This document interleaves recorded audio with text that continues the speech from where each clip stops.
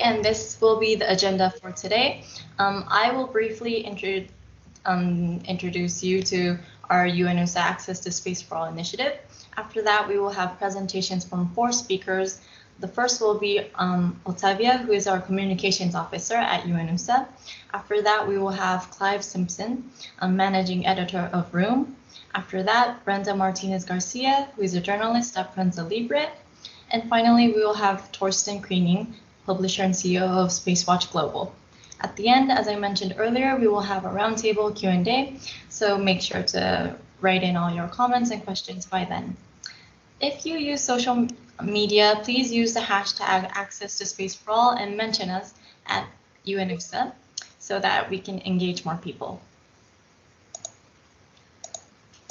Okay, I will get into my introduction about Access to Space for All. But before we talk about the initiative, I want to talk about space more broadly. So in 2019, the global space economy at a glance was $366 billion. And every year, the space economy is growing and expanding. In 2040, it is estimated to be 2.5 times more than what it is now. So you can see the growth. This year, I'm not very sure because there will be effects of COVID-19, but as a whole, we know that our industry is growing. Next, not only is it growing, but it's becoming much more affordable. I put a few examples, but Mangalyaan is the spacecraft of ISRO, the Indian Space Research Organization, and it is a Mars orbiter mission. And for the development, it cost $73 million. And compared to that, the Hollywood movie, The Martian, is $108 million. So in some cases, a Hollywood movie costs more than building a spacecraft. The second example is also from ISRO, Chandrayaan-2, which is the second lunar exploration mission. And for the development, it took $142 million, basically. But to build a large airplane these days, it's $150 million. So now there's not much of a difference between a spacecraft and an airplane. And the final example is an amateur receiving station for meteorological satellites is worth $85. And then a movie ticket for 2 people in Vienna is $28. So if you don't go to the movies 4 times, you can actually have an amateur receiving station at your house. So as you can see, space is becoming much more affordable. Space is also very effective in the way of social problems. So it really helps in solving and improving all the problems in the SDGs, the Sustainable Development Goals. Some examples, for no poverty, zero hunger, we can use satellite data for monitoring agriculture, which leads to food security. Some other examples, number 6, clean water and sanitation. Satellite data can be used to monitor water quality and manage it as well. Number 11, sustainable cities and communities. Satellites can be used to make sure for disaster management as well. So as you can see, space technology is very effective on solving and improving social issues. In this webpage, you can see the report that our office has produced for supporting the SDGs through space technology. So there are much more samples on this webpage, so please take a look at that as well. So as you can see, space is growing, space is affordable, and it helps making our lives better in so many ways. And that is why everyone should have access to space. So that is why we have the Access to Space for All initiative. The goal of this initiative is to provide research and orbital opportunities for UN member states to access space and to ensure that the benefits of space are truly accessible to all. To realize this, we provide opportunities to unique ground and space infrastructures, which are normally costly or non-accessible to developed countries. And we do this all free of charge. The history is, well, first we started on the program of space applications from 1971. And as you can see here, we started with a lot of theoretical programs, like support through regional centers, fellowships, curriculums, workshops, and trainings. Of course, we had projects on dissemination of information. We also have the Space for Water portal, and we offer advisory services of policy.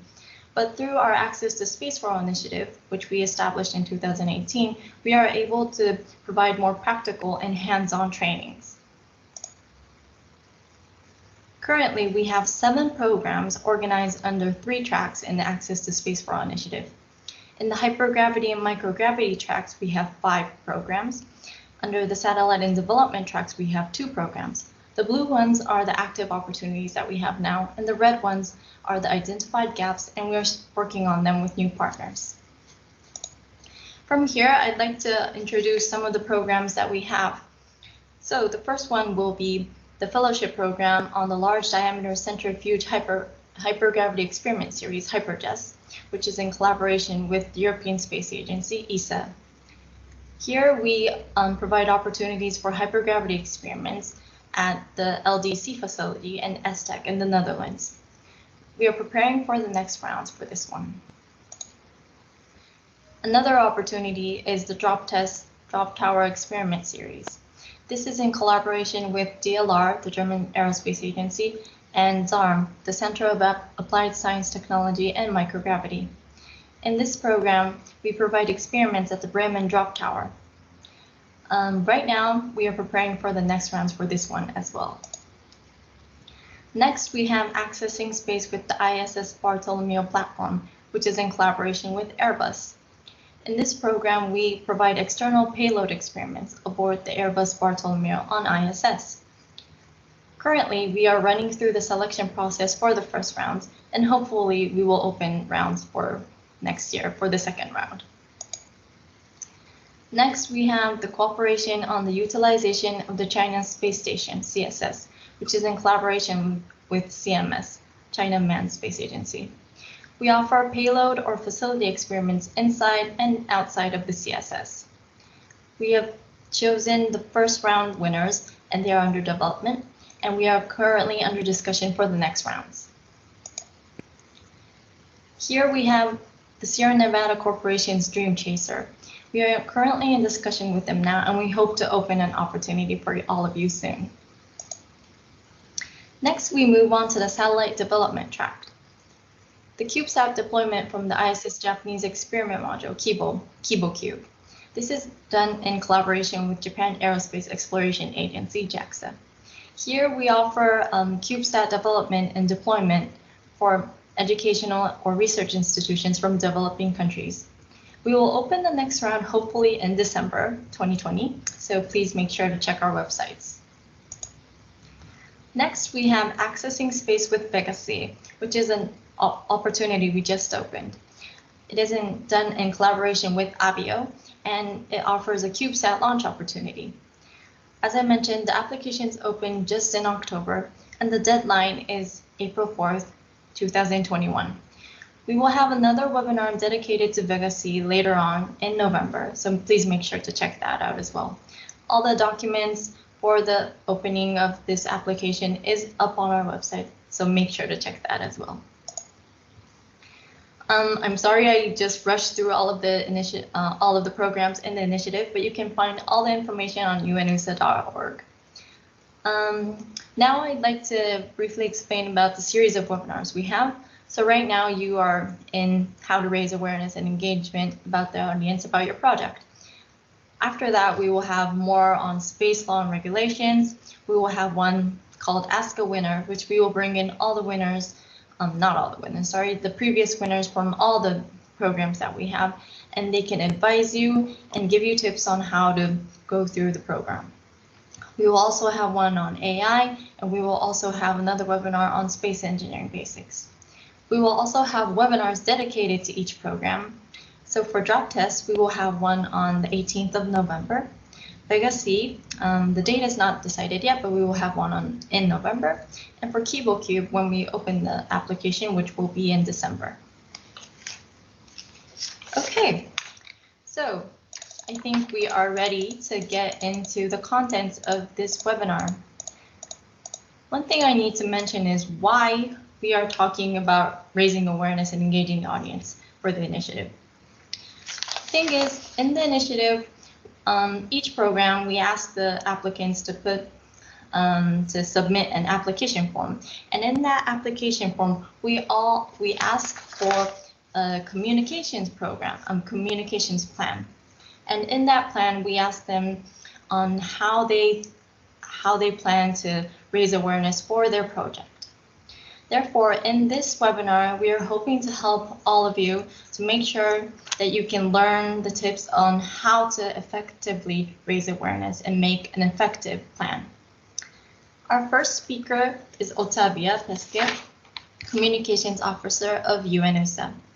Otavia is currently leading the communication strategy at UNOOSA, where she oversees the outreach and media efforts, focusing on how space technology can help sustainable development. I will give the floor to Otavia now.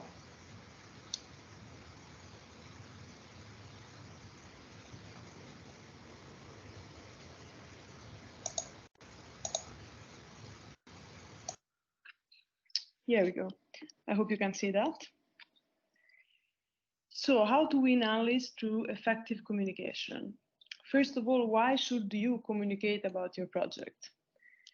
Well, many people don't know why or how space affects their daily lives, and your project can help them also understand why space matters. You can also contribute to attracting other talented individuals to the opportunities of the overall initiative and also to the space sector in general. As winners or also as participants in the Access to Space for All initiative, you are an inspiration to young people worldwide who wish to pursue a career in space and in the STEM sectors.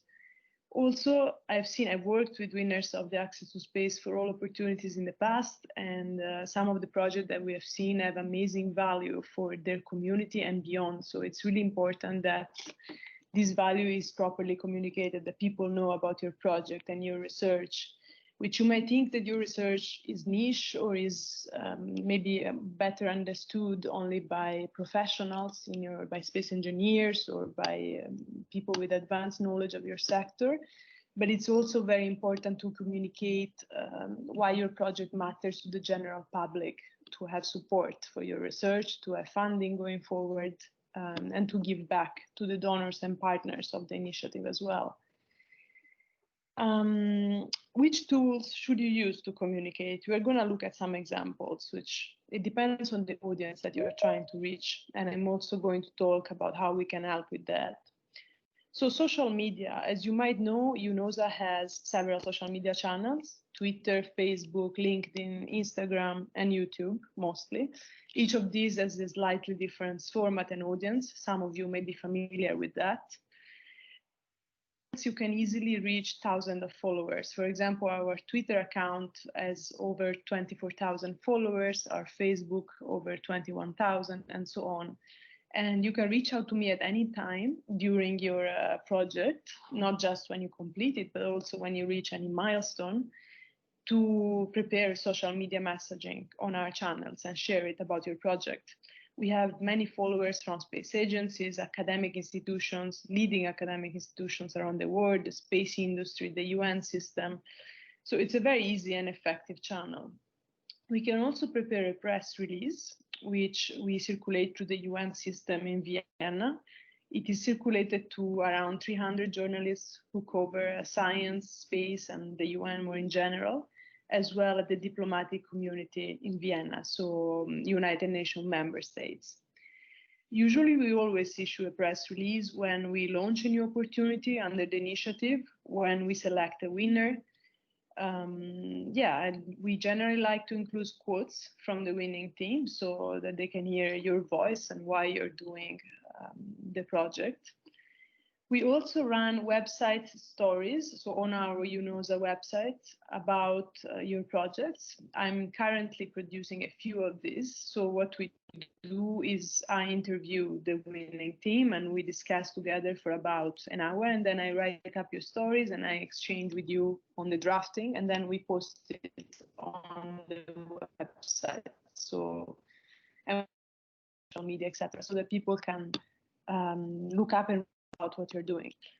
You can also consider creating a project website. This is something that I would strongly advise doing. Some of our past winners have done so. So they've created either a blog or a website where people, for example, can download data from their satellite or follow this project step by step with images, with video, with written reports about how the project is going.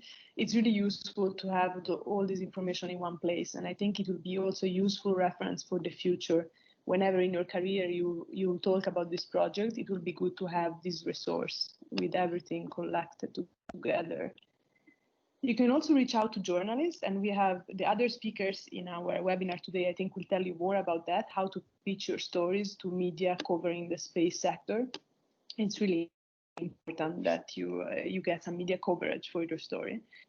And you can also organize a webinar through us. So similar to what we are doing today, we can help you prepare an event online, inviting our people from our network to whom you can present your project. And this can also be recorded like we're doing today so that you have it for future reference. What is the project? To create a strategic communication product.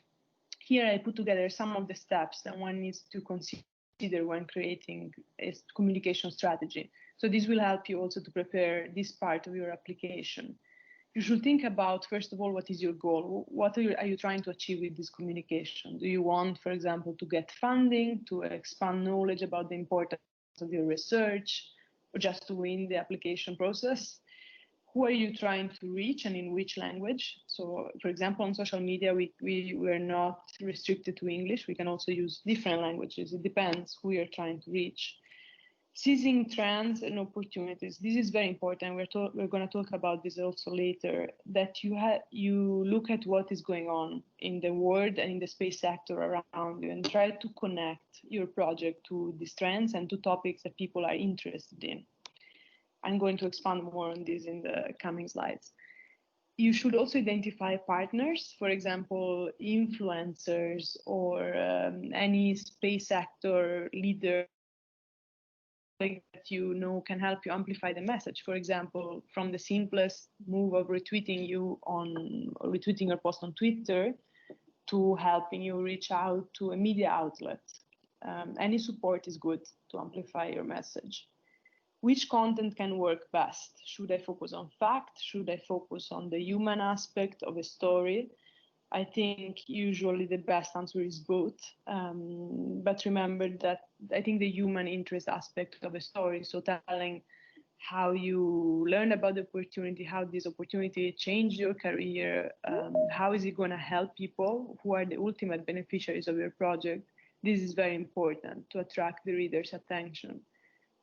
How to distribute this product, which format should you use? So, for example, among the ones we discussed before, press release, website story, blog, social media. And then it's really important to monitor and learn from what you did. So did my communication strategy work? What did I achieve? What could have been better? I'm going to give you some tips on social media now, a few very basic things that you can keep in mind. It's important to always tag the partners and organizations that you're working with or mentioning if they have a social media account, because this way they will see your post and they can replicate it in their network and amplify your message. It's also good to use hashtags for popular terms in your post, for example, space, technology, Earth observation. This will help you people who are interested in these topics find your post. And also add links whenever possible that people can click in. So if you're preparing a post on Facebook, it's good to add a link to your click on to more. We have some hashtags that are quite established by now, focus on the Access to Space for All initiative. You can see them here. And also for some of the specific projects under the initiative, some of the more established ones, such as KiboCube, they have their own hashtag. And we're hoping to develop hashtags for the other opportunities too. Whenever possible, I say try to connect your content to topics that are of general interest or even that are trending on that day. This really helps your content to pop up on social media. For example, international days are a good strategy. There is a calendar of international days that you can find on on the United Nations. Just Google it and you will see it.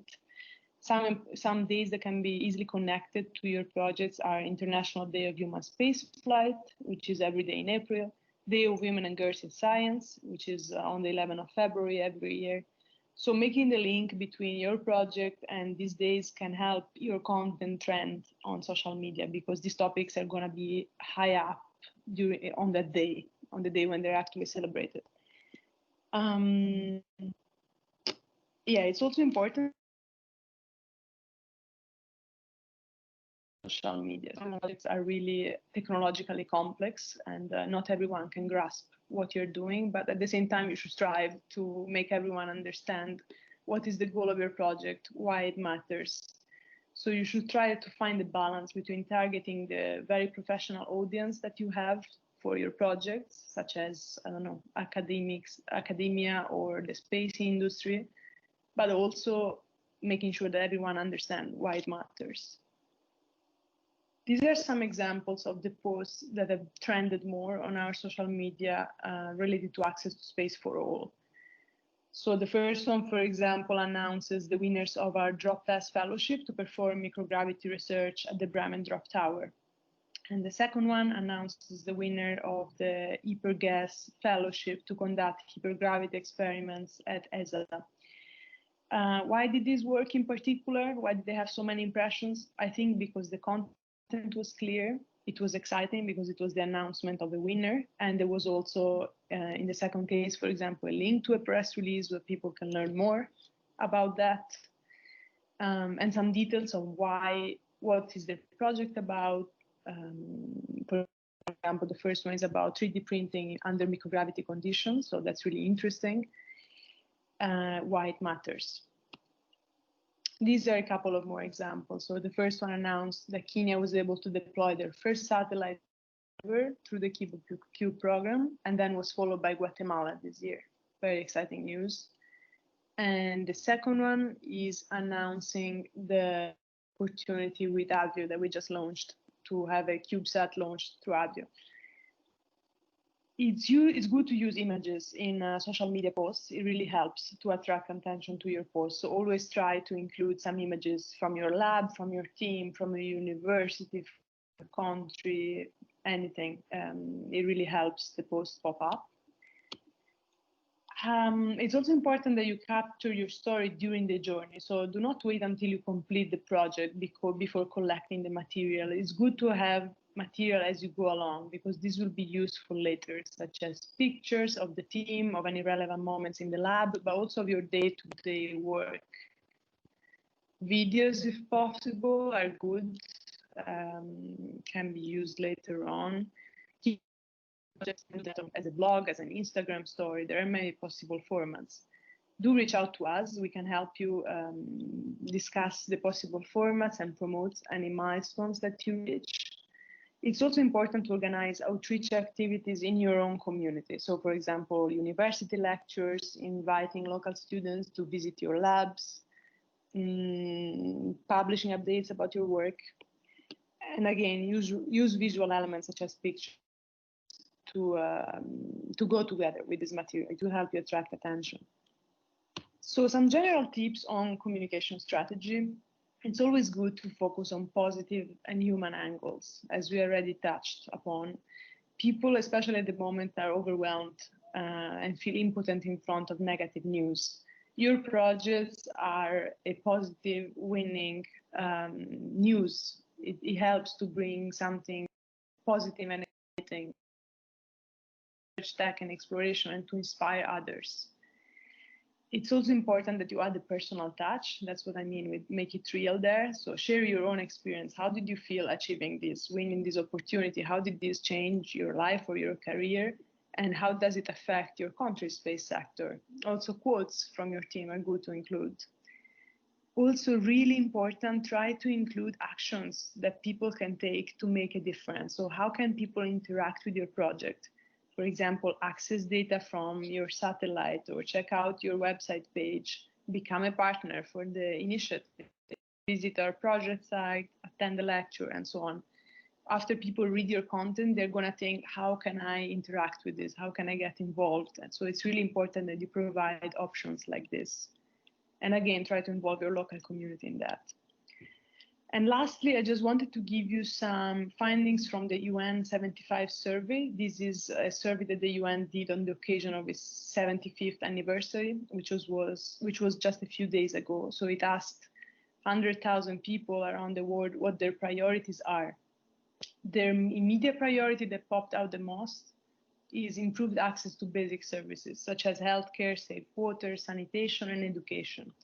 And this was followed by greater international solidarity and increased support to those hardest hit.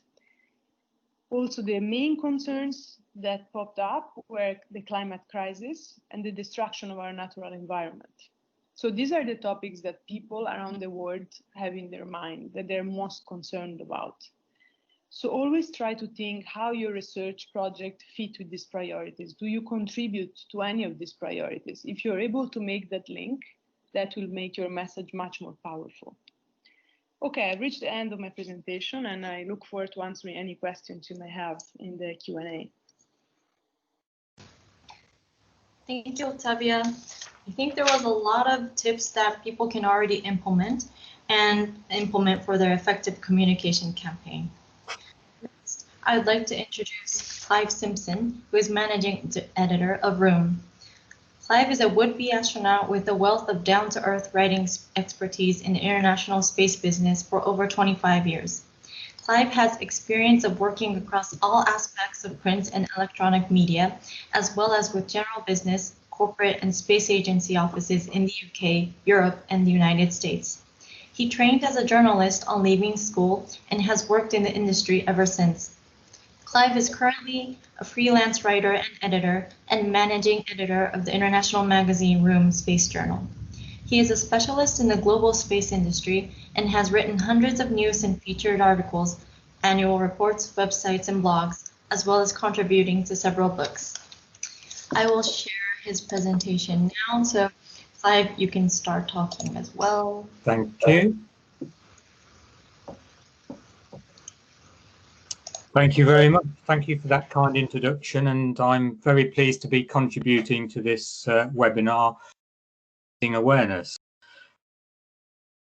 First presentation, a lot of detail, and I'm going to try and build on that in a practical way.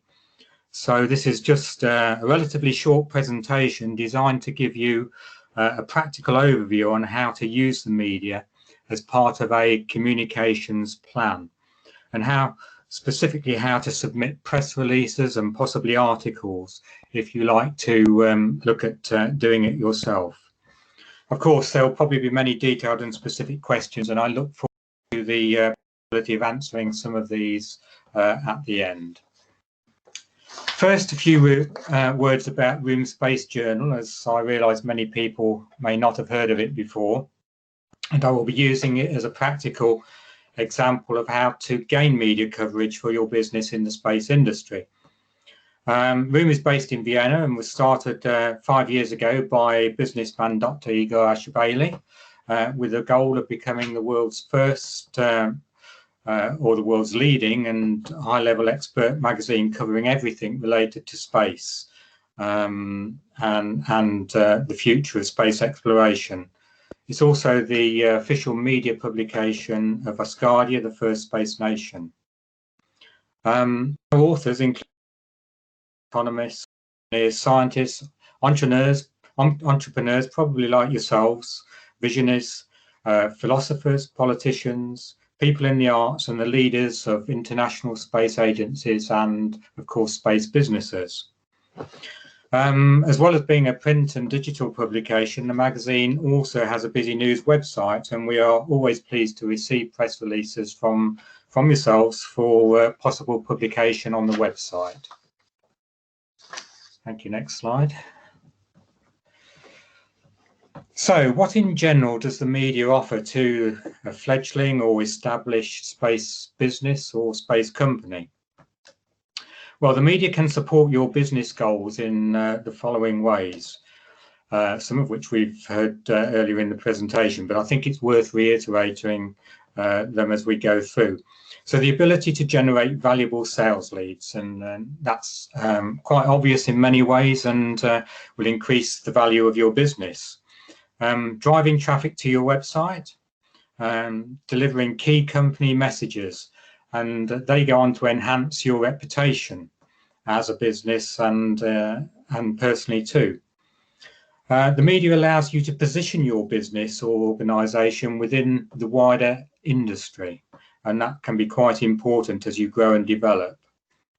You can shape and influence opinions with media exposure, and this can be through published articles and commentaries either on websites or in magazines, and your leading people, your CEO, can become positioned as experts in the field. And that again enhances your reputation in the business, and people are more likely to come to you to look at your products and to buy things.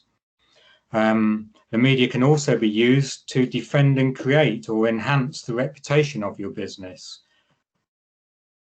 Successful publication, whether it's a site or in a magazine or on a blog, effectively provides some third-party endorsement, and that's always a good thing to have as a business, when other parties and either other businesses or other media can endorse what you're doing.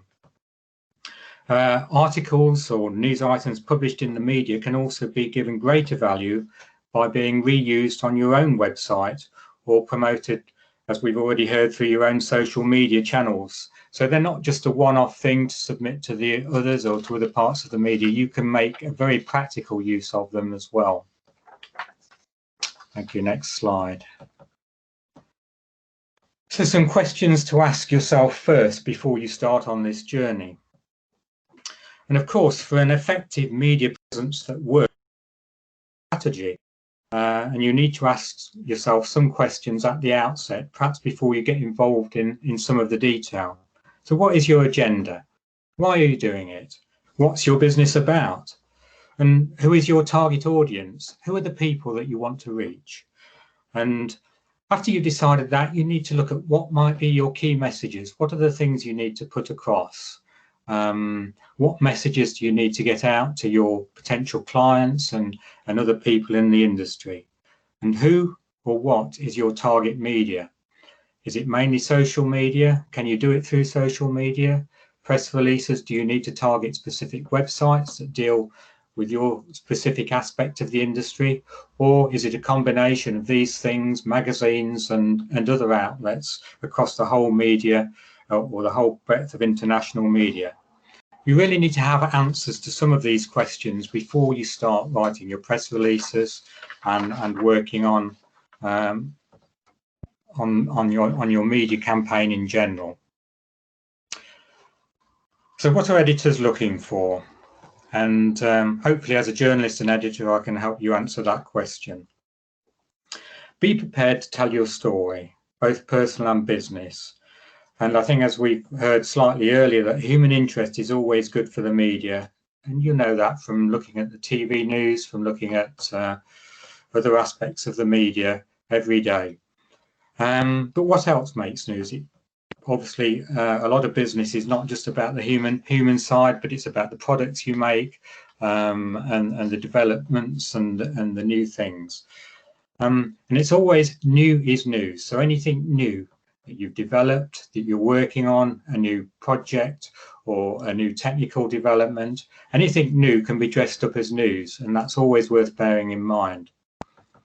Other things that make news, your special or unique products, the people business, any awards that you've received, specific appointments that you make, maybe to higher grades of staff, and also your promises and promotions.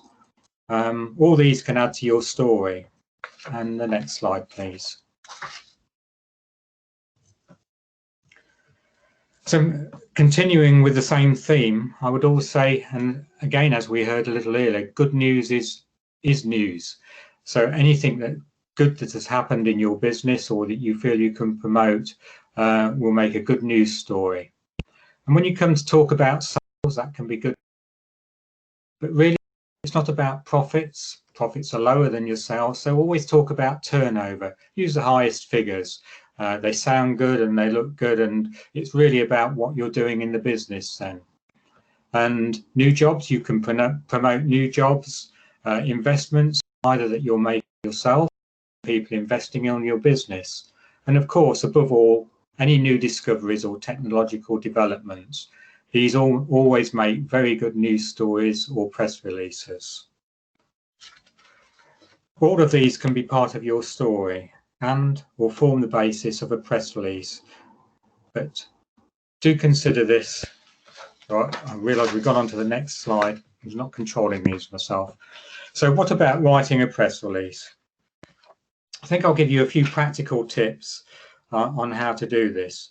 And it's pretty straightforward, really, if you follow some basic guidelines. So always summarise a story in your headline.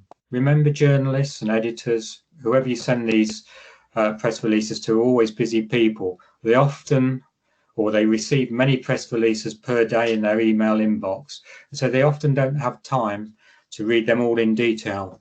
So a catchy headline will do you a lot of favours, and perhaps get them then to read the first of your story. Your intro paragraph as dramatic and eye-catching as you can. Include who, what, where, when in the first or second paragraph. So get all the details in, and don't leave any key details or important information until the end. Get it in up front. And as I've just mentioned earlier, journalists may not read to the end of your press release, so make sure the first two paragraphs count in terms of the information you put in. In a very practical way, always use short sentences. Treat journalists as you would be talking perhaps to your grandmother or somebody like that. They need to be able to understand what you're talking about and recognise that a lot of them won't be experts in the field. So avoid jargon and keep things simple and short. And remember, always check spelling and grammar before you send anything out. There are many aids to this, but a poorly spelt or poorly written piece often doesn't stand as much chance of getting published. And perhaps at the end of your press release, always include a 1-sentence or 2-sentence summary of your business. Tell them a little bit about it, how it was formed, and what it's doing, just to put the whole story in context. And don't forget at the end also to provide links and full contact details. That's a link to your own website and social media hashtags. Include your own name or name of your contact person in your company, email address and phone number. The journalist may often need to get back to you, either to check some details or to expand on the story. Next slide, please. So, in summary, really, the media can be an important and powerful ally to the development and growth of your business. Use it well and you will gain many benefits in the development and reputation of your business globally. For example, in a magazine like Room Space Journal, you can begin to position yourself as an expert in your field by writing perhaps a bylined article like the one illustrated here, which adds to both your personal and business credibility. And also, don't forget to quote yourself or a key member of your team in a press release. It helps to bring it to life and endorse what you're talking about. Of course, you may say, well, I'm not that good at I'm very good at what I do, but I have no idea about how to write an article or send out a press release. Well, this is where, of course, we've heard you can get help from UNOOSA. And also there are many specialists out there, probably living locally to yourselves and your business, who can help in practical ways, or perhaps with some media training and consultancy. The key thing is, don't be afraid to get any help. We're not all experts in everything. So here are 4 points to take away and to consider. Message. What are your key messages? Think about them carefully up front. Talk about customer benefits. Is your offer unique as a business? Are you faster, cheaper, better, bigger or smaller? Think about your message. Communicate. Draft an article and call up a magazine or website or local newspaper or website and write and send press releases. Pick up the phone and chat to a specialist journalist or your local journalist, and use social media, network with the media at conferences. Above all, build relationships. It's all about communication and networking. Send. Target the right media. Do a bit of research beforehand. Who will be the best kind of media to communicate about your product and to get to your audience? And don't forget bloggers, freelancers, and general websites. And always send out a press release in the body of your email. Don't just attach it as an attachment. Include photographs and respect deadlines. And use. Post your press releases on your website, link to UNOOSA, rewrite it as a blog, use it on social media. The more places you can use your information, the better, and the better value you're going to get out of it. Final slide, please. So the future is here. Be different and tell your story. It's an exciting business we're in. And as I mentioned, used properly, the media is a powerful ally to your business. So in summary, think of the media as your valued customer. So that means you have to meet its needs in some of the ways I previously explained. The more you do it, the better you will be, and the more exposure and publicity you'll get. Focus on your objectives and key messages. Remember why you started your business in the first place. Always talk about the benefits to the public at large. Take an interest in the media in general. Have a subscription to specialist publications that communicate your business, and see what other companies do. And monitor relevant websites to see what your competition is doing too. So I hope that's been just a very brief overview of how you can use the media in practical ways. Thank you so much for your attention. I look forward to answering some questions later, and I wish you great success. Thank you. Thank you so much, Clive, for your organized and really useful presentation. I think there were a lot of takeaways that people can start instantly, and it's great to know that the media is an ally. I think it's going to support everyone in many ways. So thank you. Okay, next I would like to introduce Ms. Brenda Martinez Garcia. Brenda has been a journalist and a graphic reporter in Prensa Libre, the most important newspaper in Guatemala, for more than 13 years. She has 20 years of experience in journalism and graphic arts. She specializes in writing investigations on different topics such as history, anthropology, traditions, archaeology, science, environment, health, and nutrition. She was in charge of 55 articles published about the Quetzal-1 development. To people who don't know, Quetzal-1 is the small satellite that was deployed from the International Space Station in Kibo for the Kibo Cube program that we have under our initiative. So Brenda, I'd like to give the floor to you. Okay, thank you.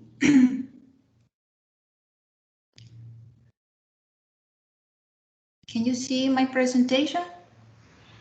Yes, we can see you and hear you and see the presentation. Okay, thank you. My name is Brenda Martinez, journalist of Guatemalan newspaper Prensa Libre, and today I'm going to present Quetzal-1's communication plan in Prensa Libre. First Guatemalan satellite built by Universidad del Valle de Guatemala. Next slide, please.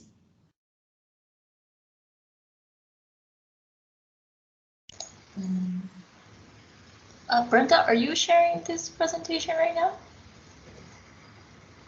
I think you can change it.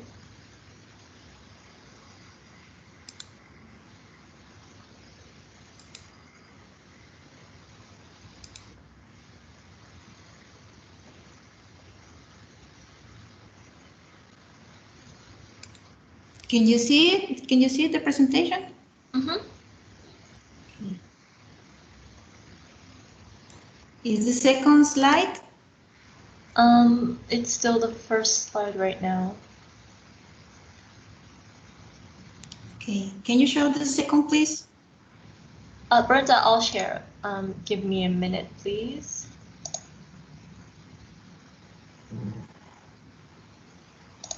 Okay. I hope everyone can see the presentation now. Okay, thank you very much. Prensa Libre is the most important newspaper in Guatemala. Was founded in 1951 and became the part of Prensa Libre Media Group that includes TV channel Guatevisión and printing company Edisur. Our newspaper mission as a committed team of professional journalists is to search the truth, investigate and process information to serve with responsibility our readers, community, and country. Our slogan since 1951 is for an independent, honest, and worthy journalism. Next slide, please. In a country of 16 million of inhabitants, Prensa Libre website is the third top site in Guatemala, only after Google and YouTube. It has almost 3 million of followers in Facebook and 1.3 million followers in Twitter. Next slide, please. In Guatemala, support for development of science and technology is very low. The government investment for this sector is only 0.03% of the PIB. According to an investigation that I made in April of this year, I found out that lack of investment, infrastructure, and scholarships in science and technology are obstacles that researchers confront in Guatemala. In spite of these challenges, there are so many talented people, and this was demonstrated with our first satellite, Quetzal-1. Next slide, please. In December 1916, Mr. Victor Ayerdi, co-director of Quetzal-1 project, approached us to ask spread all the news related to the first Guatemalan satellite, being developed at the time by Universidad del Valle de Guatemala.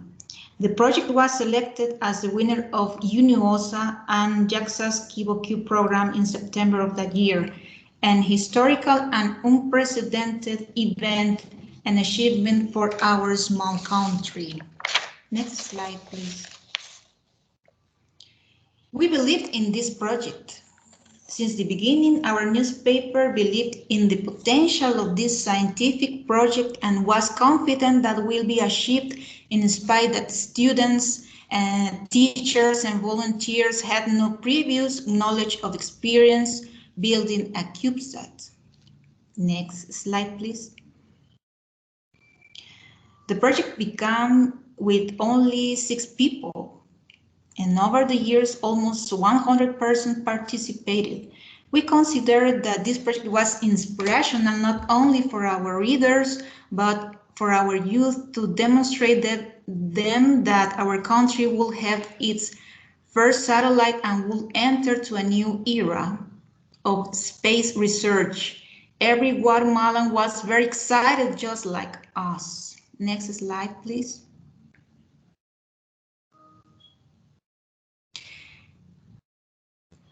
Every step of the development process was depicted in a series of detailed articles called Guate va al espacio. It means Guate va al espacio. Profuse illustrated with infographics so people could understand technical facts about the space investigation and CubeSat building. Subjects most people never heard before in our country. Next slide, please. The series of 55 articles was published for 2 years, from January 2018 to April 2020 in our paper and web edition with infographics in digital version. Also, we had impact with the hashtag Guate va al espacio in our different social media. Next slide, please. Success means teamwork. Successful communication plan depended fully on a teamwork in which were involved editorial direction, our newspaper marketing department, Universidad del Valle, CubeSat team and public relations office, editors, journalists, very talented designers and art graphics staff to define and write topics, page and space design, infographics, and promotion in paper and web editions. Next slide, please. How defining topics? Published topics was stated mostly by Mr. Victor Ayerdi with his team suggestions, and some were proposed by me. CubeSat team project provided us the base material, but we added our own investigation about some subjects and interviews. My main challenge was to transform all technical content into an understandable newspaper material for all kinds of audiences. Next slide, please. But not only technical content was important, as students who built the CubeSat with an average of 21 years old. For example, we wrote stories about women participated in this project for International Day of Women. The youngest and the most active students and teachers involved in the project that was very relevant human side storytelling. Next slide, please. Some publications were created to be interactive as the contest to propose and to choose the CubeSat name, Quetzal 1, was the winner because Quetzal is our national bird that represents freedom, majesty, and the spirit of our country, and won because it was and is the beginning of a new era for Guatemala. Next slide, please. Also, we made some videos with 3D images. As you may see, we use all platforms and communication channels to spread all news concerning Quetzal 1 development. If we have some time, we can show the video. If not, we can continue with the next slide.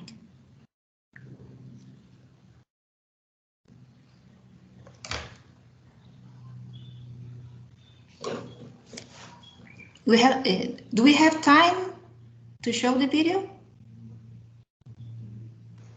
Yep, it's less than a minute, so I think. Okay.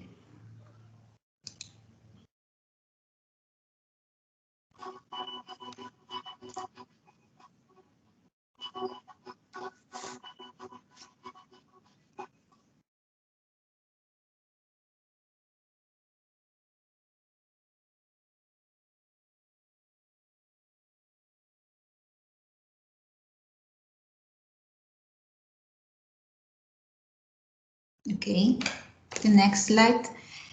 6 years of hard work were over. The historical day, Guatemala went to the space. Breaking news about Quetzal 1 launching on March 6, 2020 was a trending topic in Guatemala. Our web article had a huge number of views, not only in our website, but our social media, with 23,000 reactions in Facebook, where was shared almost 9,000 times. National, international media spread this historical event for our country, taking as a basis our newspaper coverage. Next slide, please. We believe that all these publications woke awareness among Guatemalans about the importance of space research to raise our scientific level and to attract young people to choose technological university careers and foreign investment in this sector. Impact of Quetzal 1 will grow and Prensa Libre will continue talking about it. For this and another reasons, Prensa Libre chose Quetzal 1 team as personality of the year 2019 because they deserve it. Last slide, please.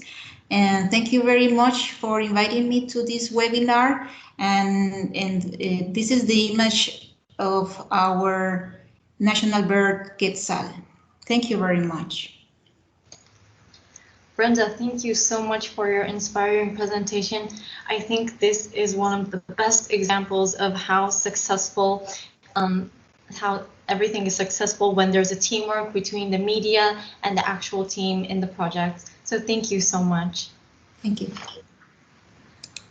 Next, I will introduce you to our final speaker, who is Torsten Kriening, co-founder and COO and publisher of Spacewatch Global.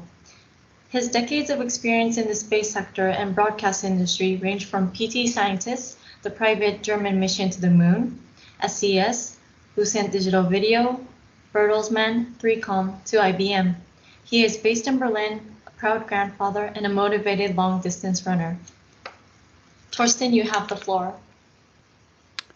Thank you. Yeah, it's a great pleasure to be here and to give you all of you our ideas on how to increase your outreach. Let me start first here. I'm Torsten Kriening, co-founder, COO, and publisher of Spacewatch.global. And I would like to focus my talk about trusted information and the value of outreach for you. I mean, you have seen Clive's outstanding presentation, who went with us through the steps that are required and how to talk to us as journalists. And this wonderful example what we just have seen. So what can I add here? I can talk about more this generic stuff. So and I can assure you that all what you are doing is much more complicated engineering than what we do. What you do is rocket science, literally, and media, marketing, branding. What we do, it's definitely not. And I'm talking about my own experience at PT Scientists, where we claimed this slogan as hell yeah, it's rocket science, what we do. But I will also talk about what we and us as media companies can do for you and how we can help you. Okay, here.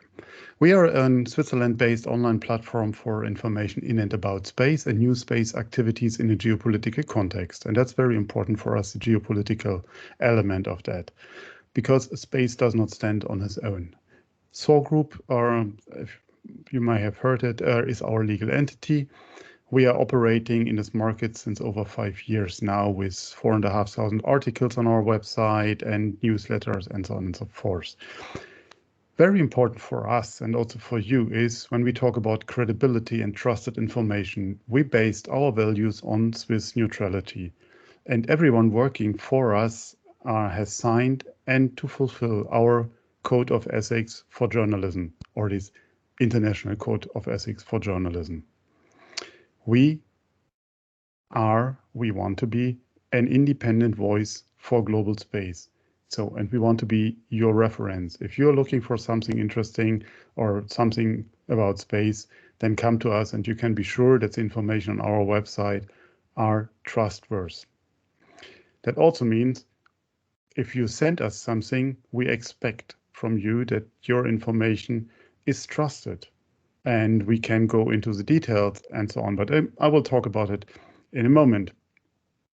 So, yeah. A lot of more words are here. So very important for us is our access or the access to our website, to our information is free for you. So there's no subscription required.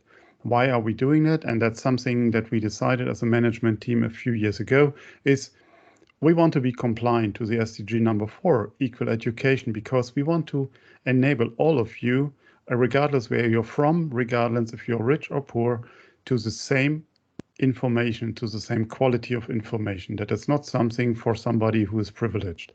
So I know it was a hard decision and we lived it day in, day out to move away from subscription-based services, but we think in terms of the SDGs and the goal that we have are all, it is a good decision. So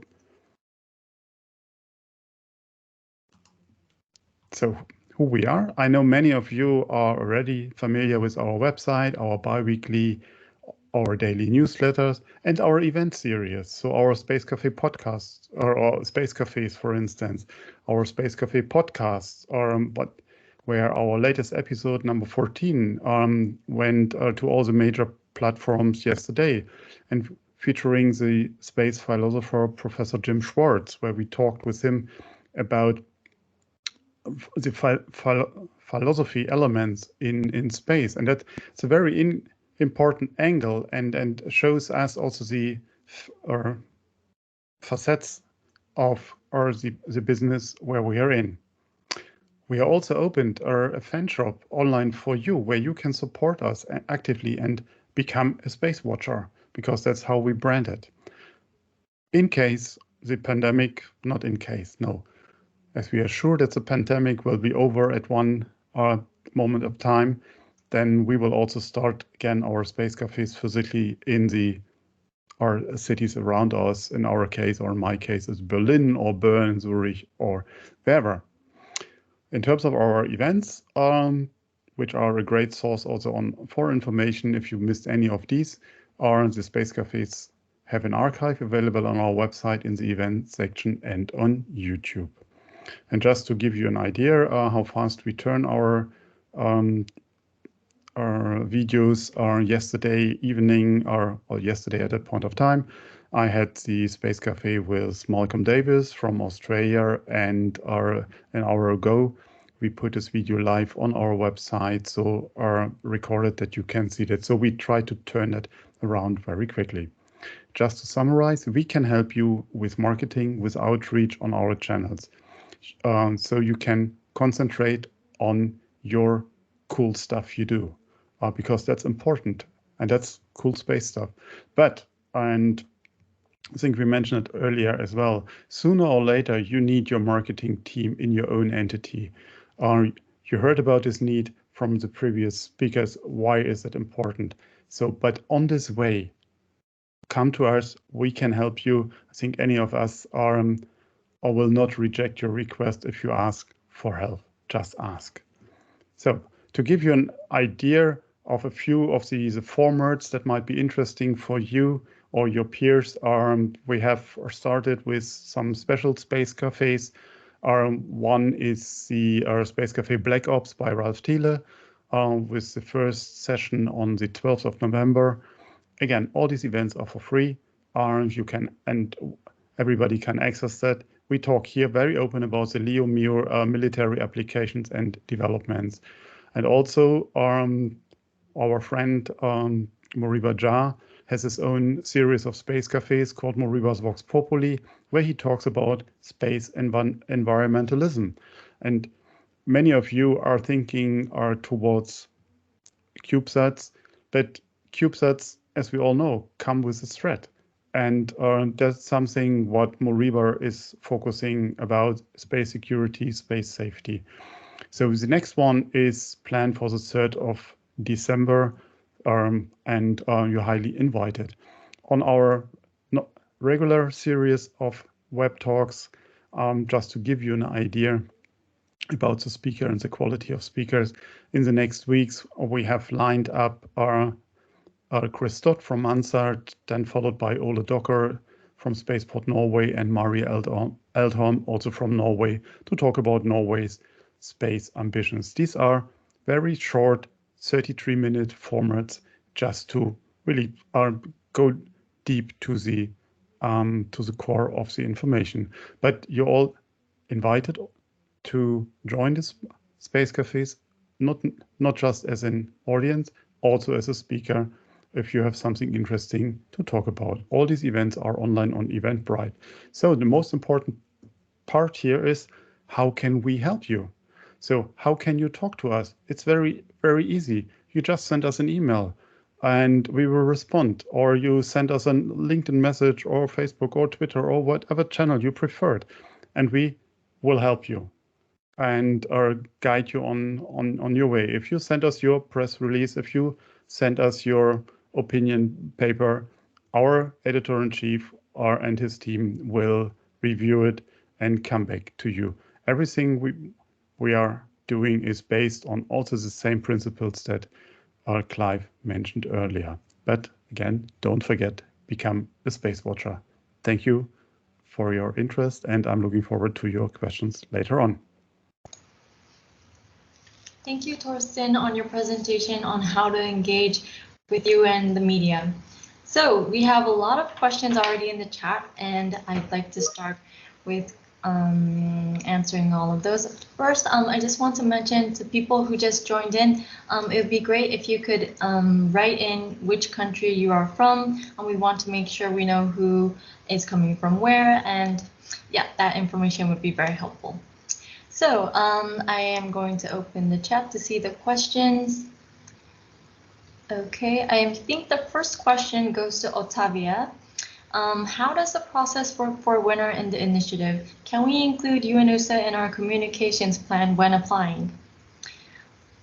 So Jorge, of course, has the final word on the application process, so he will need to help me here. But my advice will be yes, to prepare a plan that includes or considers our support. So, for example, include how you will work with UNOOSA to prepare your communication strategy. So, for example, if you would like to do a press release with us, if you would like to do an article with us, a story on your work, or if you would like us to support you in any way to create a blog or a website or so on, yes, I think you should include this information and include that you will rely on our support for some aspects. Maybe Jorge also wants to say something on this as he's in charge of the application process.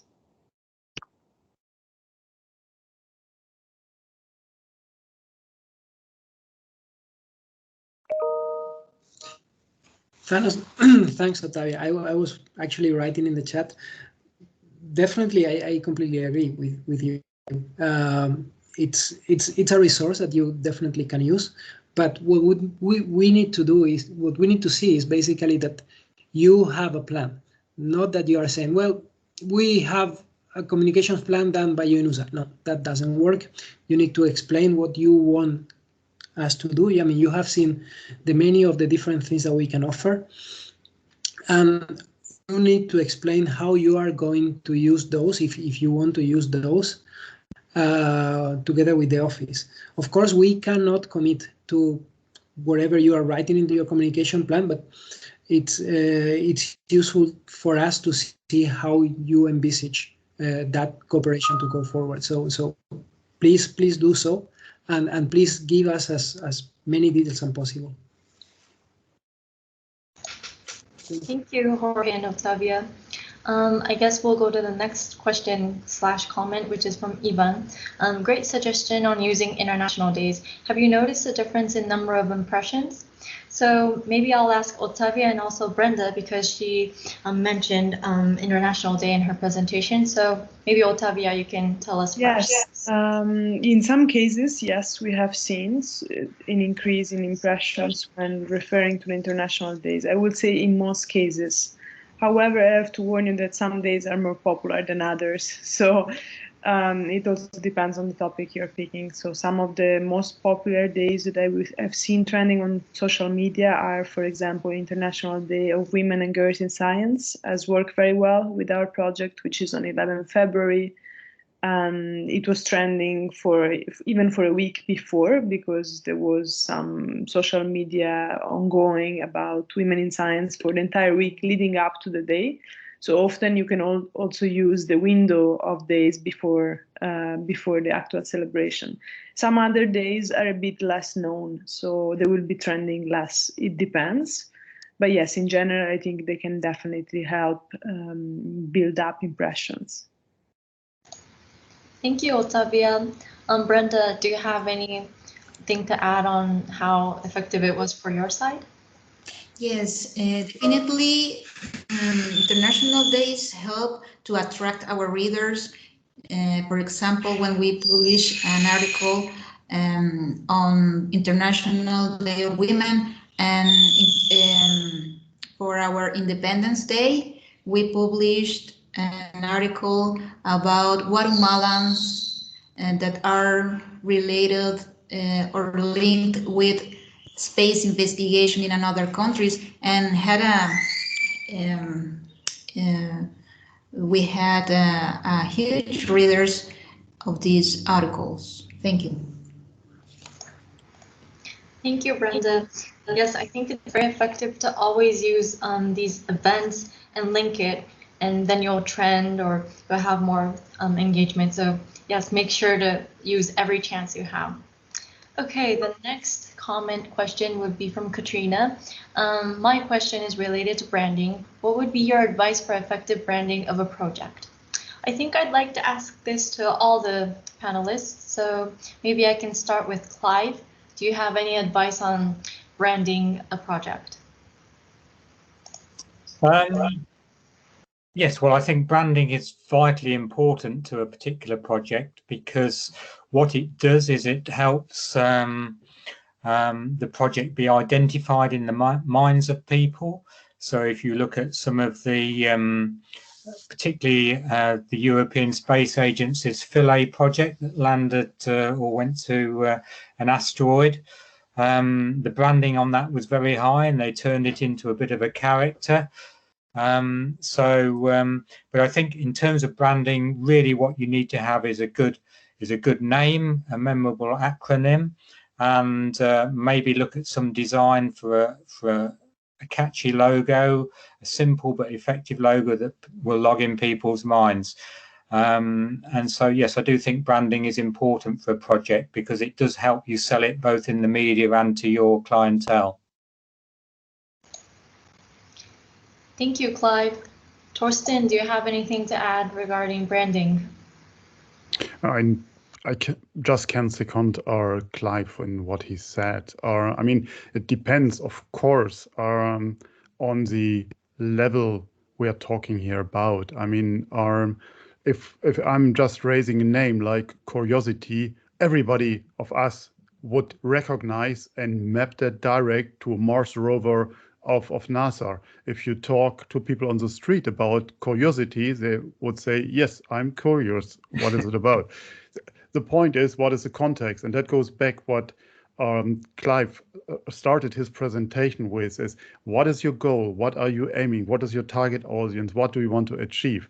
I mean, if you are the guys with turning Regulus into more Regulus, then I think it's not worth to give it a name.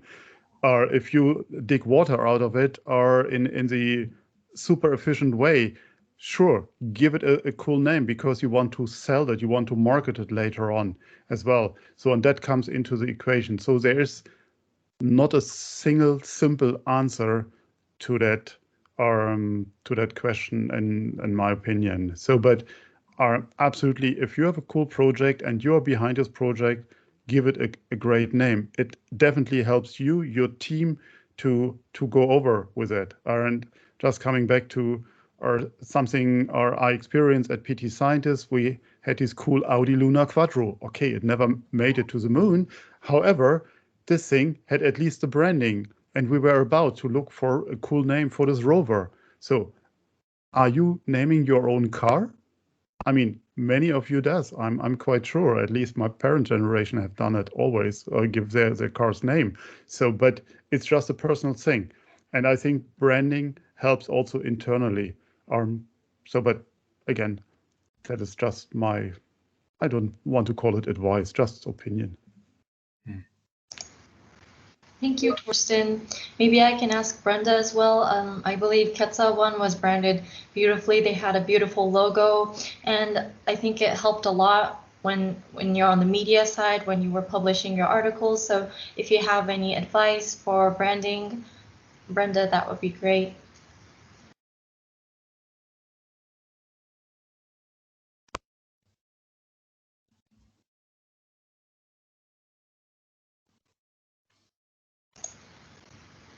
Brenda, can you hear us?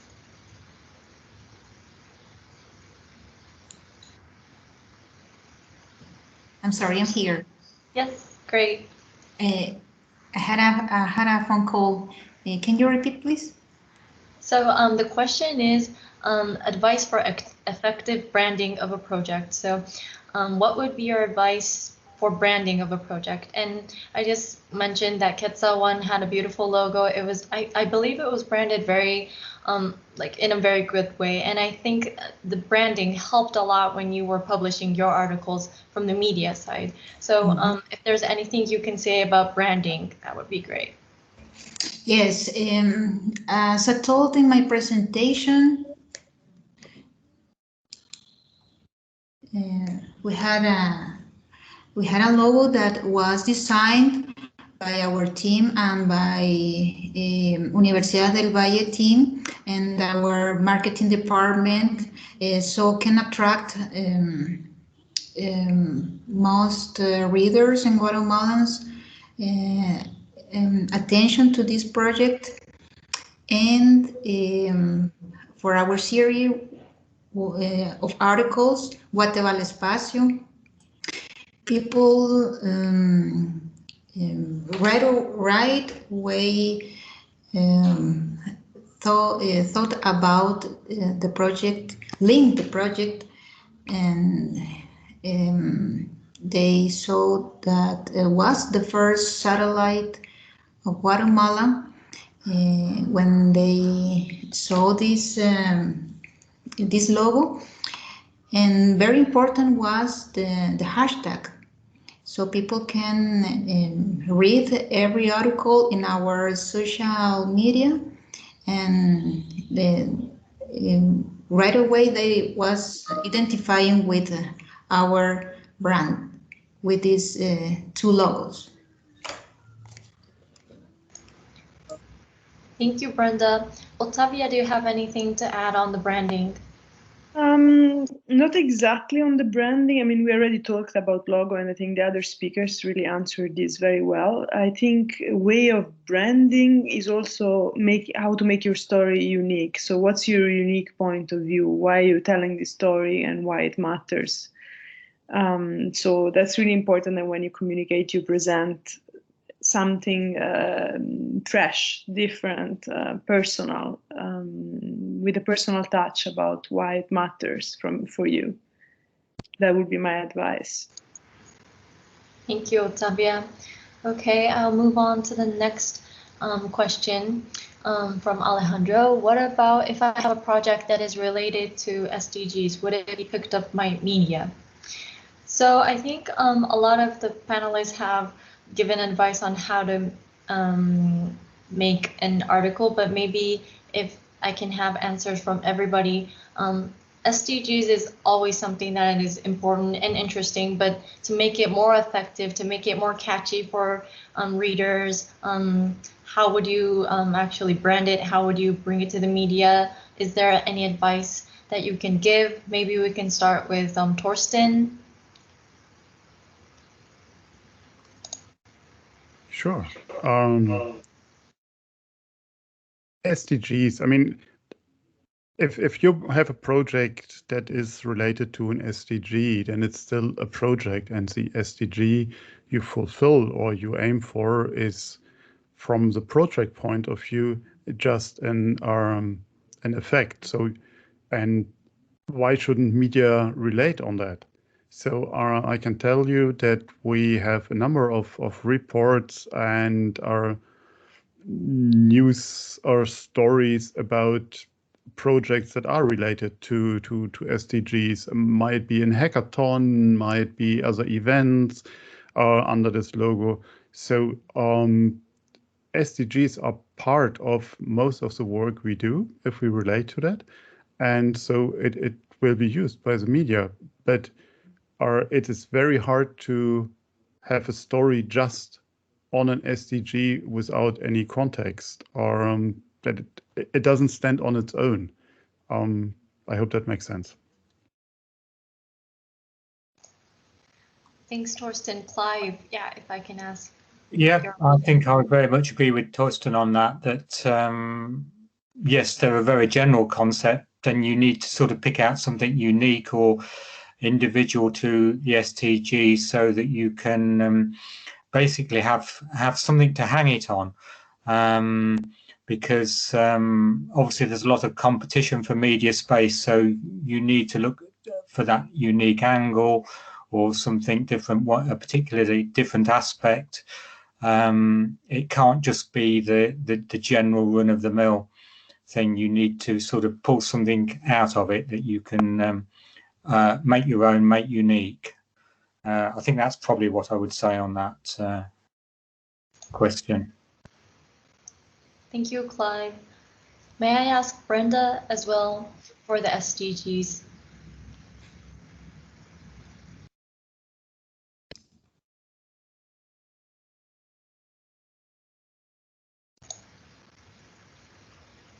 Brenda, I think you're muted right now.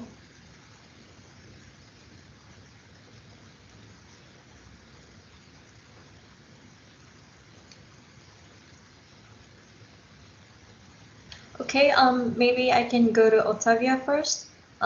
We have Sure. a project, SDGs for Space, so maybe you can elaborate on that as well. Sure. Of course, within the UN system, everyone knows very well what the SDGs are, or at least they should know. So when you're communicating in the diplomatic community or to us, to our network, there will be a lot of attention on the SDGs.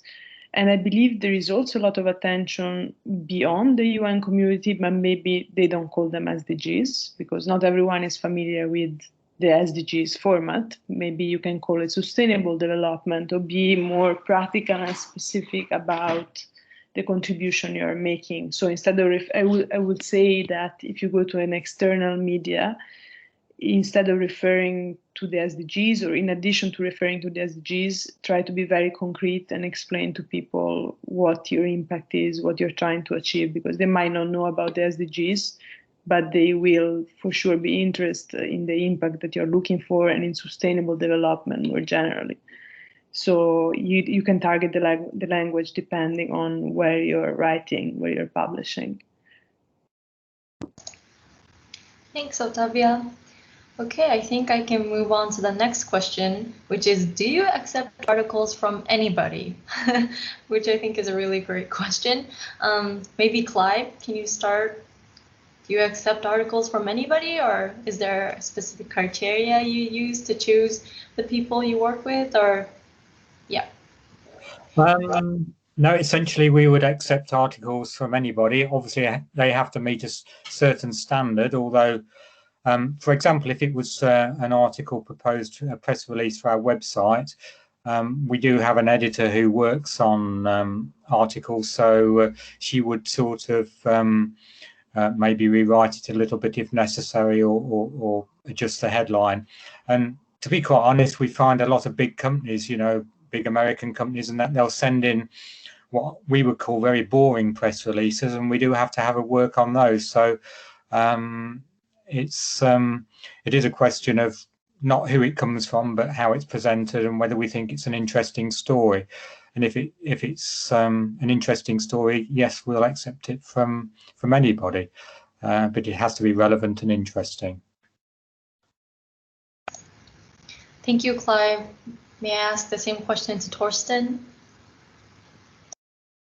I just can echoing Clive's words. So we definitely accept our articles and stories from anybody, but certain criteria have to be met, and then we have our editorial authority to change them, to adapt them, to make a story out of that, or either together with the people that send it in, or to make up our own story.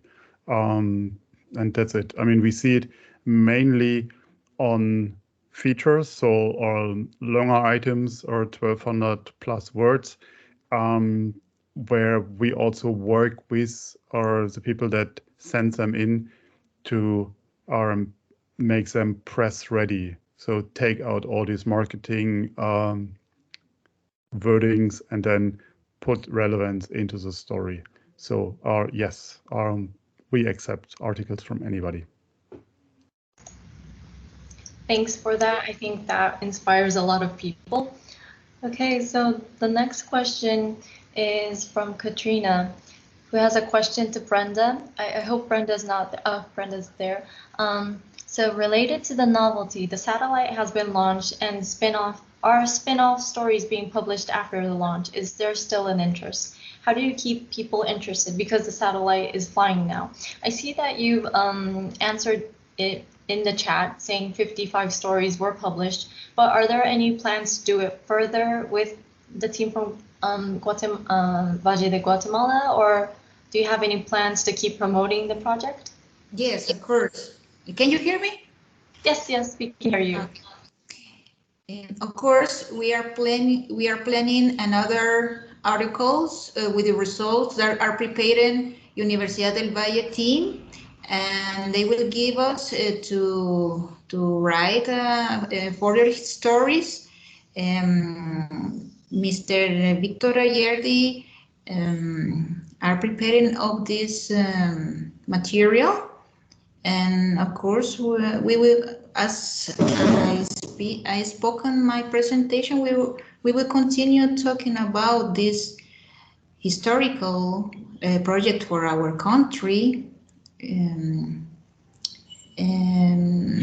because readers and people are still interested in our first satellite. Thank you. Thank you so much. Octavia, I see you raising your hand. Yes, I just wanted to say that what Brenda presented, how they promoted their project, is really, to me, state of the art. Because following the project from beginning to end, like they did, is great. And can you hear me? I see that the video is not working. Oh, we can hear you and see you. Oh, okay, okay, great. So yeah, it's really important that you don't wait for the end of your project, I think, to do the communication. You can do milestones. You can follow the project from A to Z, from the beginning to end, like Brenda did. And it's also important to follow it after, as this question asks. So don't abandon the communication once the satellite is in orbit or the project is concluded, because it's good to continue to follow impacts in the future. And sometimes, I mean, these are complex projects that may take years. So, yeah. Octavio, as I said, this was not only my work, and was a teamwork.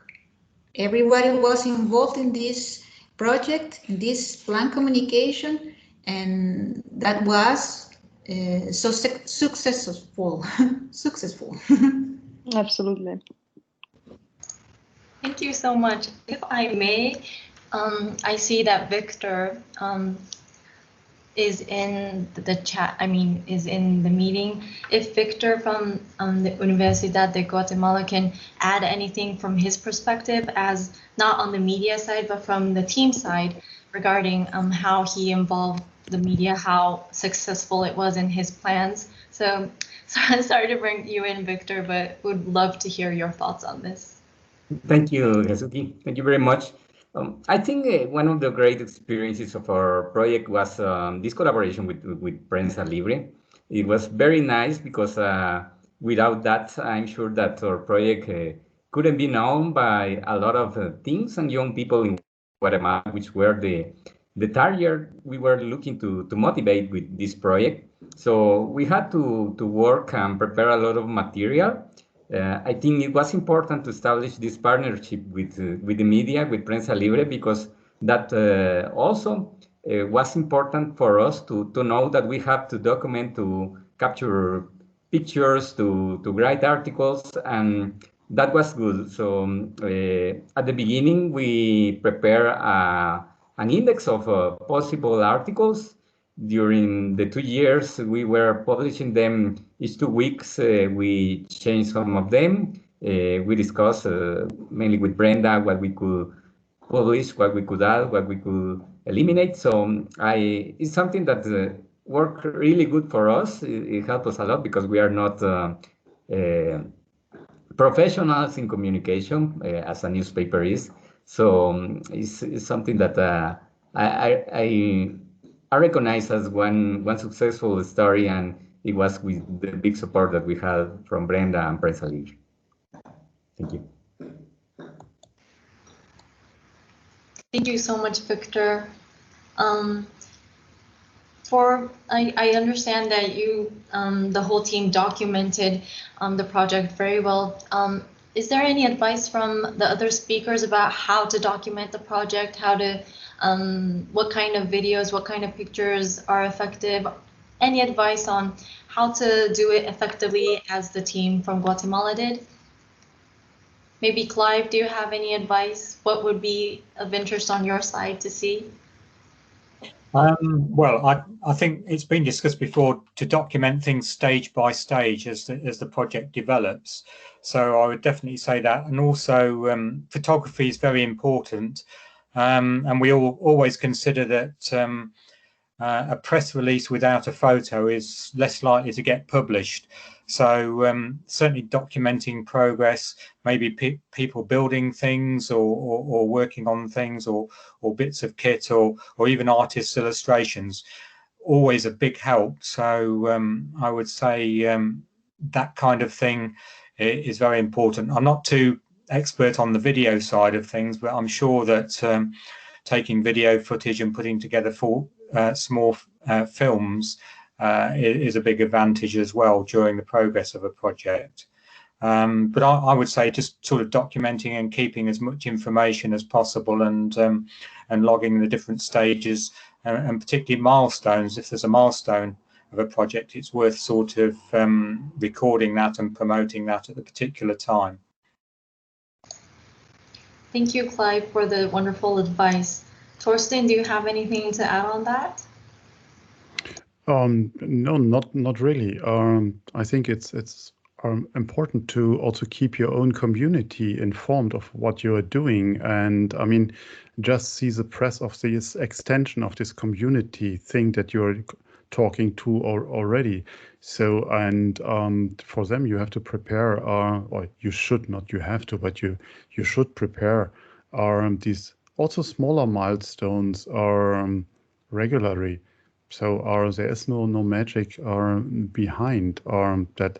And if you send it then to the press for a press release, then again, take what we said earlier. It has to have a relevance. So and that means also not just the text, also the pictures or the video. And when you publish online, like we do, that you can use videos as well, and that's pretty cool, and it's coming more and more. So that's from my end. Thank you, Torsten. So maybe to Brenda, since you did the whole 55 articles, was there any specific way of taking pictures or way of like putting it in the video that especially had a lot more effects? Or yeah, is there any advice that you can give on how to document these things? Yes, you can attract readers in our country with illustrations, with photographs, with infographics, because you can talk about technical facts only in text. You can use every element of the illustration. Our infographics show very well how the satellite works, what were the materials, how it will be launched, and another technical aspects. And that was very attractive for our readers. And other important aspect that I mentioned is that not only was a machine, and that were people involved in this project. So we talked about the students, the teachers, the women, and that was a very good storytelling for our readers. Thank you, Brenda. Otavia, I know you've been doing a lot of articles on our webpage as well. Is there any advice that you can give on people on documentation? I know you've given some advice already in the presentation, but if there's anything you want to elaborate on or emphasize. I would say it's always good to have a mix of technical pictures showing your work in the lab, which is very serious and technical and advanced, and also to have some human pictures, such as showing you and the team and how you work together, and like showing really your faces, your putting a personal touch on it. And also I think it's interesting to document your local environment, so your country, your university, your community, your city, your lab, anything that can give readers the impression of your environment, where you work. This can really give context to the story. Thank you, Otavia.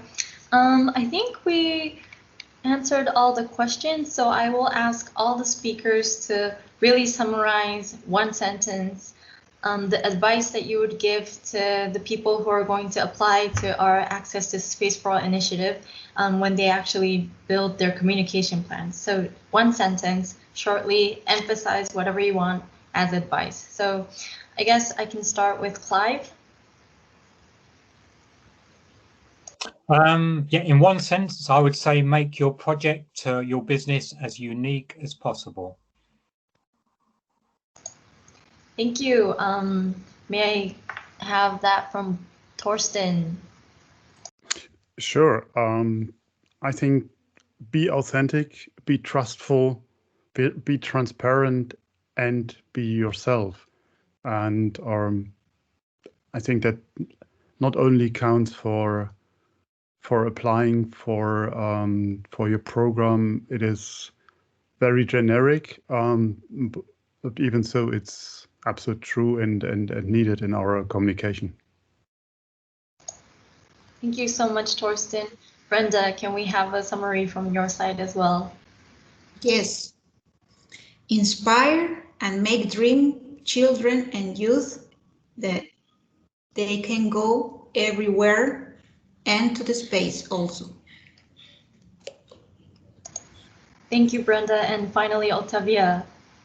In one sentence, I would say focus on the ultimate impact of your project. What are you trying to achieve and why it matters for people's lives?